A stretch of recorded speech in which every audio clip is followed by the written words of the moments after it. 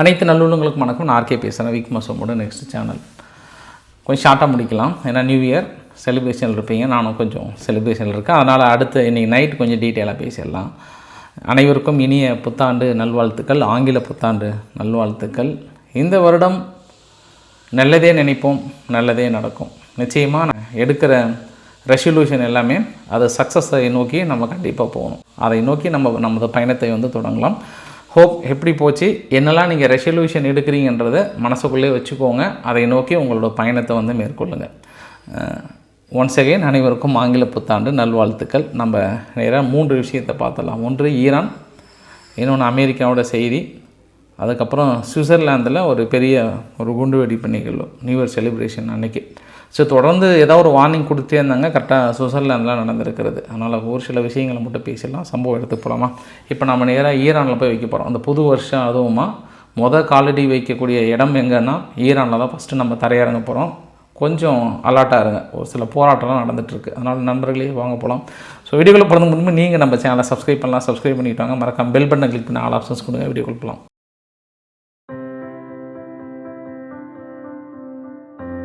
Iran 4வது நாட்களாக போராட்டம் ரொம்ப கடுமையாக இருக்குது.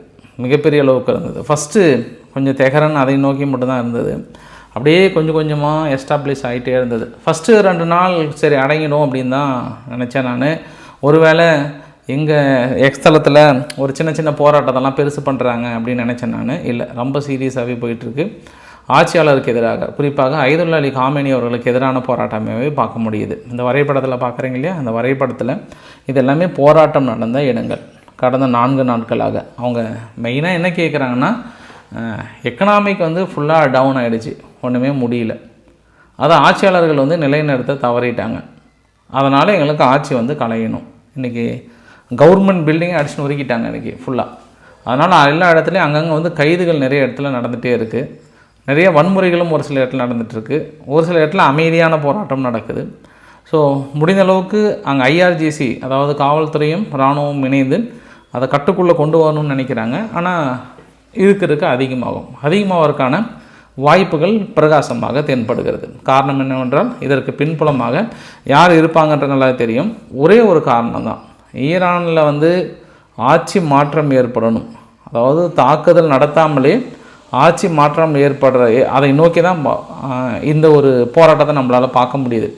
ரேசா பலாவி அவர் ஒரு ட்வீட் எக்ஸ்ட்ராத்தில் போட்டார், நண்பர்களே இந்த வருடம் நல்ல வருடமாக அமையும், உலக நாடுகளே தலையிடுங்க, பெரிய அங்கே வன்முறை கட்டவிழ்த்தப்படுகிறது, அப்படி இப்படி நிறைய விஷயங்களை எக்ஸ்ட்ராத்தில் போட்டிருந்தார்.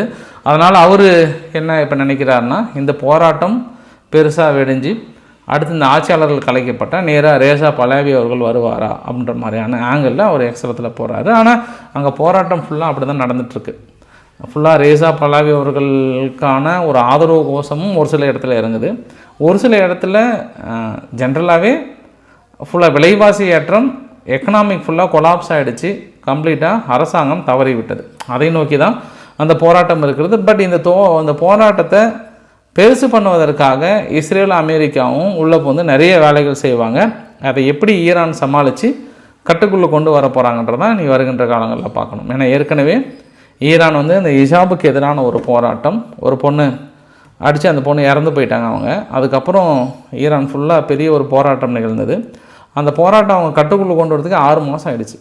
போதும்னு ஒரு மாதிரி வெளிப்பிதுங்கிட்டாங்க ஈரான் அரசாங்கம். அப்போ வெளிப்படையான குற்றச்சாட்டு இதுக்கு பின்புலமாக அமெரிக்கா இருக்குது, இஸ்ரேல் இருக்குது, எங்கள் அரசாங்கத்துக்குள்ளே நுழைஞ்சு பயங்கரமாக பண்ணுறாங்க அப்படி இப்படின்னாங்க. இப்போ அது 1 மாதம் கழித்து தான் சொன்னாங்க. இப்போ ஆரம்ப கட்டத்திலே இதுக்கும் மொசாதுக்கும் பெரிய லிங்க் இருக்குது, ஃபண்டிங் ஃபுல்லாக கொடுத்துட்ருக்காங்க. போராட்டக்காரர்களுக்கெல்லாம் பெருசாக களமிறக்கியிருக்காங்க. நாங்கள் ஆரம்பத்தில் இதை அடக்க போகிறோன்ற மாதிரிலாம் ஐஆர்ஜிசி வார்னிங் கொடுத்துருக்காங்க. அதனால் கைதுகள் மிக கடுமையாக இருக்கும் என்று எதிர்பார்க்கப்படுகிறது. ஏன்னா அந்த அளவுக்கு ஒரு சில இடத்துல அந்த ஃபயரிங் மாதிரியே நடந்திருக்கு. ஒரு 2-3 பேர் பக்கம் இறந்து போனோம் அவங்க சொல்கிறாங்க. பட் அது ஊடகங்கள் பெருசு பண்ணுறாங்களான்னு தெரில. ஆனால் அங்கே ஈரான் தரப்பில் இறப்பெல்லாம் இல்லை, கைது தான் பண்ணியிருக்கோன்ற மாதிரி சொல்லியிருக்காங்க. இது ஈரானுடைய சம்பவம். 2வது சம்பவம், இந்த நியூ இயர் செலிப்ரேஷனில் ரொம்ப வருஷத்துக்கு அப்புறம் இப்படி ஒரு நிகழ்வு. இன்னும் இஸ்ரேலுடைய பிரதமர் நெதன்யாகு அவர்கள் அமெரிக்காவிலேருந்து இன்னும் வரல, அங்கேயே தான் இருக்கிறார். அதனால் இந்த தடவை ட்ரம்ப்போடு சேர்ந்து செலிப்ரேட் பண்ணுறாரு. பெரிய அளவுக்கான ஒரு செலிப்ரேஷன் அங்கே போயிட்டுருக்கு. அந்த செலிப்ரேஷனில் ட்ரம்ப் அவர்கள் வந்து அவர் கையால் வரைந்த ஜீசஸ் அந்த உருவப்படத்தை 2.75 to 75 மில்லியன் பக்கம் வந்து சேல்ஸ் பண்ணார். அதாவது டொனேஷன் சேரிட்டிக்காக பண்ணார். அந்த ஒரு நிகழ்வுமே பார்க்க முடியுது. இந்த நியூ இயருக்கு நீ உங்களோட ரெசல்யூஷன் என்ன அப்படின்னு கேட்குறாங்க. யார்? ட்ரம்ப் அவர்கள்கிட்ட. உலகம் அமைதியாக இருக்கணுமா, ப்ளீஸ் அமைதியாக இருக்கும் உலகம் அப்படின்னா வெனிசுலா மீது தாக்கல் நடத்துவதற்கான திட்டத்தை தலைவர் கைவிட்டுருவார். அப்போ தைவானுக்கான ஆயுத உதவிகள் செய்து அங்கேயும் கைவிட்டுருவார்னு நினைக்கிறேன். அப்போ கூடிய விரைவில் ரஷ்யா உக்ரைன் பேச்சுவார்த்தை அமைதிக்கு வந்துடும். அப்போ ஏன்னா தலைவர் சொல்லிட்டார்ல, யார் நாட்டாமல், இனி உலகத்தில் அமைதி மலர வேண்டும், பூ மலர்கின்ற சத்தம் என் காதுகளில் ரிங்காரமாக ஒலிக்க வேண்டும், அதுதான் இந்த பிறவி பலன் ஆசை, அதுதான் இந்த நியூ இயரோட ரெசல்யூஷன்றாரு. அதை நம்மளும் நம்புவோம். ஓகேவா? என்ன அவர் சொல்லிட்டாரு, இதுக்கப்புறம் யுத்தம் என்பதே கிடையாது, அமைதியை நோக்கி தான் எது பயணம்ன்றாரு. சரி, ஓகே அப்படின்னு நம்ம நினச்சிக்கலாம். இன்னொன்று சுவிட்சர்லாந்தில் நேற்று நியூ இயர் கொண்டாட்டம் நடந்தது. அந்த நியூ இயர் கொண்டாட்டத்தில் ஒரு பெரிய ஒரு ஹோட்டல், அந்த ஹோட்டலோட பாரில் திடீர்னு அன்னோன் மேன் யாரும் தெரியல ஒரு லவுடு எக்ஸ்ப்ளோசிவ். இது வரைக்கும் 7 பேர் பக்கம் இறந்து போனதாக சொல்கிறாங்க. மேபி டெரர் லிங்காக இருக்குமா என்னன்னு தெரியல. இந்த புத்தாண்டில் நிறைய ஐரோப்பிய நாடுகள் வந்து ஃபுல்லாக கேன்சல் பண்ணிட்டாங்க. இந்த மாதிரி குண்டுவெடிப்பு நிகழ்வுகள் நடப்பதற்கு வாய்ப்புகள் இருக்குதுன்னு எச்சரிக்கை கொடுத்தாங்க. நிறைய உஷார் நிலையில் இருந்தது. அப்படி இருந்தும் சுவிட்சர்லாந்தில் திடீரென்று இப்படி ஒரு குண்டுவெடிப்பு நிகழ்வு, அதுவும் இந்த நியூ இயரோட தொடக்கமாக கூட எடுத்துக்கலாம். என்ன 12 மணிக்கு நியூ இயர் செலிப்ரேஷன், 1:30க்கு இந்த குண்டுவெடிப்பு நிகழ்வு நடந்திருக்கிறது. இது முதல் சம்பவமாக பார்க்கலாம் இந்த புத்தாண்டில்.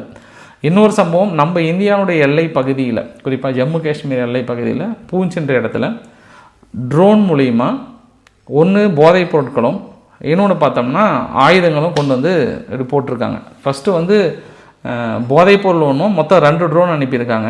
இந்த 2 ட்ரோனையும் மொத்தம் போட்டுருவாங்க. பட்டு சஸ்பெக்ட் நபர் அந்த இடத்த ரீச் பண்ணுறதுக்குள்ளே இந்திய இராணுவம் போயிட்டு ரீச் பண்ணி அதை எடுத்துட்டாங்க. இல்லைனா அது வேறு ஒரு நபர்கள் கைக்கு போயிருந்தால் அது மோசமான ஒரு சூழ்நிலை ஏற்பட்டிருக்கு. ஏன்னா ஆயுதங்களும் என்ன பண்ணுறாங்க, ட்ரோன் மூலிமா கட்டி அனுப்புகிறாங்க.